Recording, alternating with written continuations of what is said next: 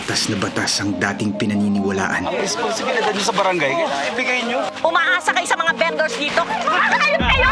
Ba't nyo italaban yung maninda ko? Ay, tabi ko muna kayo ha. Bagsakin kanila, mahirapan ng mga makapangyarihan. Ngunit dahil sa isang kasakiman, Galing lang ako sa meeting kasama ang mga investors ng Freeport. Mamadali na sila. Sinaserve na yung demand letter para magsilayas na yung mga squatter na vendors. Itutuloy pala ni Dad tsaka ng papa mo yung Freeport side. Legal naman eh. Paano yung mga buhay ng mga magpipirwisyong vendors doon? Hayop ka talaga, Benito. Paglalaban namin ang karapatan namin. Handa mo yung mga bata.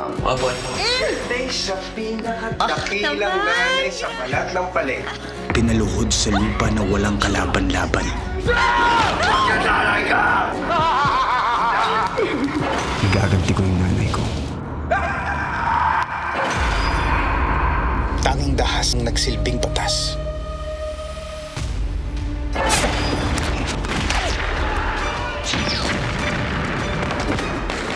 Huwag niyong patamaan yung kotse!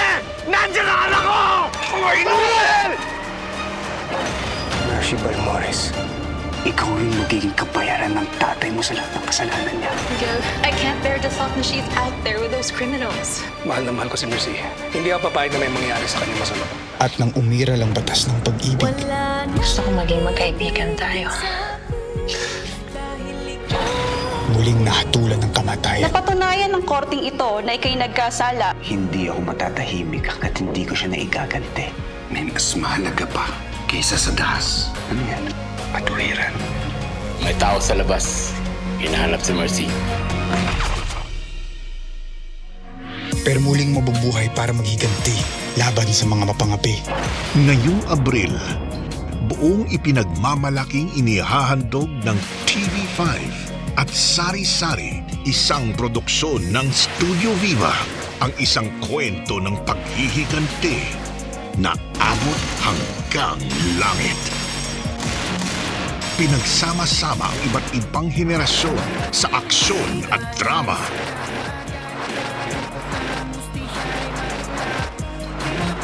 Pagbibidahan ni Sid Lucero, And I want Mercy at all costs. Ren Escanio, Lalaban tayo kay Balmores. Tayong dalawa. at Sara Labati. Pangako mo sa akin na pupunta ka. Bakit hindi ka nagpakita, Norman? At sa kanyang kauna-unahang seryeng pagbibidahan bilang Norman de la Cruz, Kiko Estrada, mula sa orihinal na obra ni Carlo J. Caparas. Ang batas ay may tuturing na epektibong sandata laban sa iyong mga kalaban. Hindi mo kakailanganin na gumamit ng dahas upang sila'y mapatumba. Mula ngayon, ako na si Abra Espiritu. Pababagsakin na kita, Benito, Miguel, at ang inyong buong pamilya. Sa direksyon ni na Albert S. Langitan at Roderick P. Lindaya. Simula na ng paghatol.